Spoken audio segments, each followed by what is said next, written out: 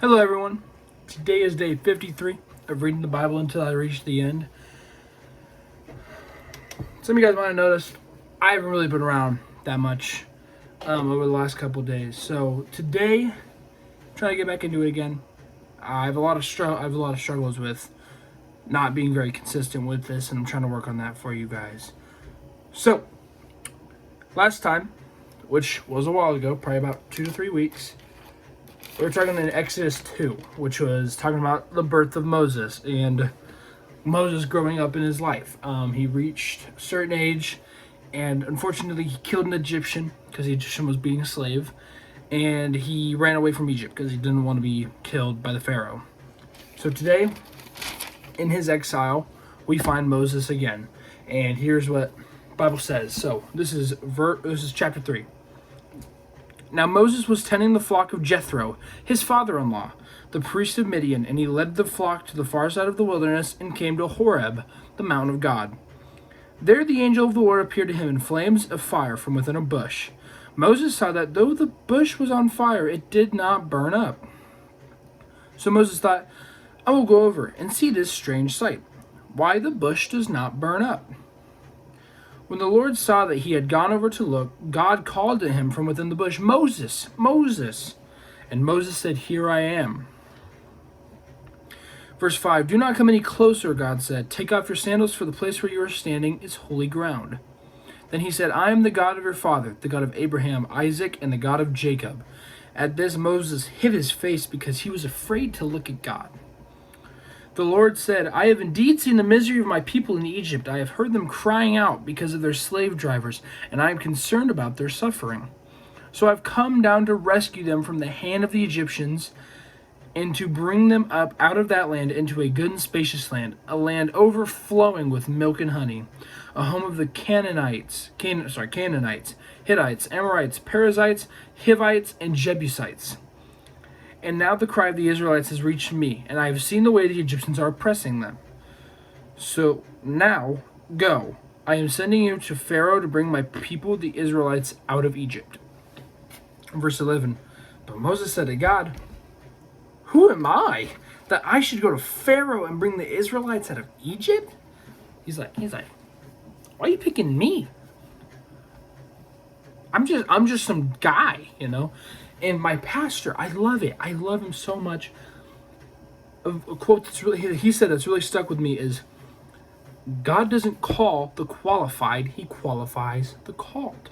And I really love that's stuck with me for so long. That God isn't calling you because he's like, it's not like a job interview. He's like checking off all his boxes. He's like, yep, you're the one I want. Yep, that one right there. I want him to go to go do all these things for me because he checks all the boxes. No, he's like, I'm going to qualify him to check my proverbial boxes. I'm going to use you in a way that you can't even see right now, a way that will blow your mind if I told you. And in this case, he is using Moses to go talk to the Pharaoh, who was like this freaking scary dude. Moses has already killed an Egyptian, so he's not in very good cahoots with him now. Excuse me. Now, personally, if Flaming Bush told me to go do something, I'd probably go do it. Would I be a little bit scared? Oh yeah, but I'm a lot more scared of a burning bush than a Pharaoh. Personally, that would be a talking burning bush. That would be kind of scary. Anyways, back to the story. Verse 12. And God said, I will be with you, and this will be the sign to you that it is I who have sent you. When you have brought the people out of Egypt, you will worship God on this mountain. So he said, after you go do all this, we're going to come full circle, and you're going to end up back here on this mountain. Moses said to God, suppose I go to the Israelites and say to them, the God of your fathers has sent me to you. When they ask me, what is his name? Then what shall I tell him? He is stalling so bad right here. He's like, okay, so let's say I go do this. And they're like, what's this guy's name? What's your God's name? Am I just supposed to say God? Is it pronounced Jod? I don't know. Which is a stupid question.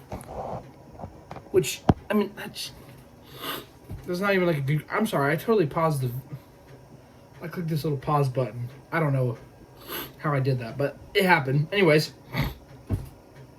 back to the story. Verse 14, God said to Moses, I am who I am. Thanks, bro. Real helpful. I am who I am. Now, personally,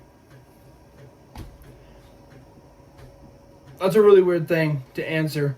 I am who I am. But you know what? Like, we're going to go with it, right? It's God. He understands it. I don't. I'm not that smart, all right? Sorry, I keep on losing my spot. This is what you were to say to the Israelites. I am has sent me to you.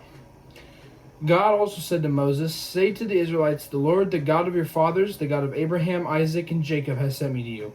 This is my name forever, the name you shall call me from generation to generation. Go, assemble the elders of Israel, and say to them, the Lord, the God of your fathers, I'm just going to skip the names over and over, appeared to me and said, I have watched over you, and have seen what has been done to you in Egypt. And I have promised to bring you up out of your misery in Egypt into the land of the Canaanites, Hittites, Amorites, Perizzites, Hivites, and Jebusites, land flowing with milk and honey, yada, yada, yada. Same thing. Verse 18, the elders of Israel will listen to you. Then you and the elders are to go to the king of Egypt and say to him, the Lord, the God of the Hebrews, has met with us. Let us take a 3-day journey into the wilderness to offer sacrifices to the Lord, our God. But I know that the king of Egypt will not let you go unless a mighty hand compels him. I wonder who that is. That's a bit of foreshadowing. Unless a mighty hand compels the Pharaoh, he's not going to let him go. This is kind of just proof that, like, oh, I keep on messing up this darn camera. I need to get, like, a whole, like, stand for this thing. I'm just going to leave it. You know what? This is what you guys are going to see from me, of me from now on, all right? So he's like, a strong hand is going to compel him to do it. Later on, as we know already, that becomes the 10 plagues, which that's not happening right now. But anyways, back to the story.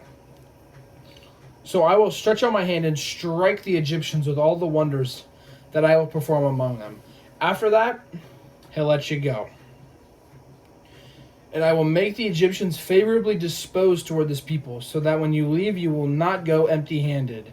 Every woman is to ask her neighbor, and any woman living in her house for articles of silver and gold and for clothing, which you will put on your sons and daughters, and so you will plunder the Egyptians. He's like, I'm going to do you one better, Moses.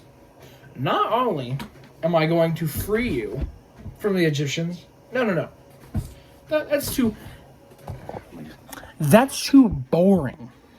No. Instead, what I'm going to do is I am going to plunder them too. I am going to make them regret that they ever messed with you.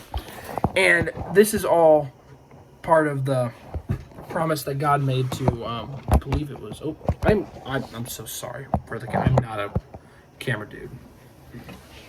He's basically saying, remember that little promise I made to Abraham all the time ago? And the blessings that your fathers make to you guys were, cursed be anyone who curses you. I mean, these guys are literally, they're treating you guys like slaves. So I'm going to have you guys plunder. I'm going to free you guys. So then that way you guys can go to the promised land. Now, what's going to happen next, we're going to have to find out the next time I read, which will probably be in a month. You know? I'm really sorry about that, guys. But at the same time, this video is running kind of long, so I'm going to let you guys go. So, love you guys. Peace. See ya. You know what? God bless.